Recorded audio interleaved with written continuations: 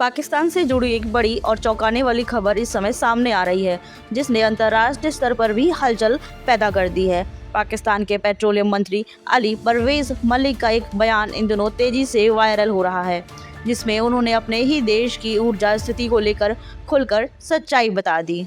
Live television interview के दौरान मंत्री ने स्वीकार किया कि पाकिस्तान भारत की तुलना में बेहद कमजोर स्थिति में है।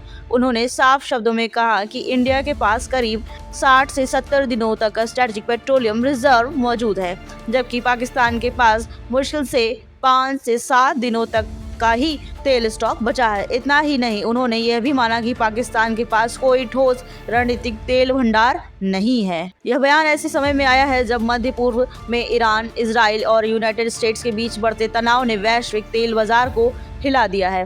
कच्चे तेल की कीमतें $126 प्रति बैरल के पार पहुंच चुकी है, जिसका सीधा असर पाकिस्तान जैसे आयात निर्भर देशों पर पड़ रहा है। पाकिस्तान के भीतर हालात लगातार बिगड़ते दिखाई दे रहे हैं। पेट्रोल पंपों पर लंबी कतारें लग रही हैं और कीमतें बढ़कर 378 पाकिस्तानी रुपए प्रति लीटर तक पहुंच गई है। दूसरी ओर भारत ने अपनी मजबूत आर्थिक स्थिति और दूरदर्शी नीति के चलते इस संकट का बेहतर सामना किया है। मंत्री ने यह भी स्वीकार किया कि भारत के पास $600 अरब से अधिक का विदेशी मुद्रा भंडार है, जो उसे वैश्विक संकटों से निपटने में मजबूती देता है। वहीं पाकिस्तान इस समय इंटरनेशनल मॉनेटरी फंड के दबाव में है, जिसकी सख्त शर्तों के कारण वह टैक्स में राहत देने जैसे फैसले भी नहीं ले पा रहा है। इस पूरे संकट की जड़ मानी जा रही है स्ट्रेट ऑफ हार्मूज, जिसे दुनिया का सबसे अहम ऊर्जा कॉरिडोर कहा जाता है।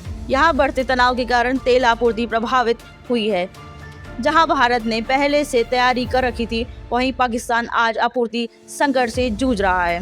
राजनीतिक स्तर पर भी यह बयान असहज स्थिति पैदा कर सकता है, क्योंकि शहबाज शरीफ की सरकार पहले से ही आर्थिक दबाव में है और अब इस तरह का खुला कबूलनामा सरकार की चुनौतियों को और उजागर करता है। कुल मिलाकर यह स्थिति दिखाती है कि मजबूत अर्थव्यवस्था और दूरदर्शी योजना किसी भी देश को वैश्विक संकट में कैसे संभाल सकती है, जबकि तैयारी की कमी भारी पड़ सकती है। इसी के साथ एक बड़ा सवाल भी उठता है, क्या पाकिस्तान इस संकट से उबर पाएगा या हालात और बिगड़ेंगे।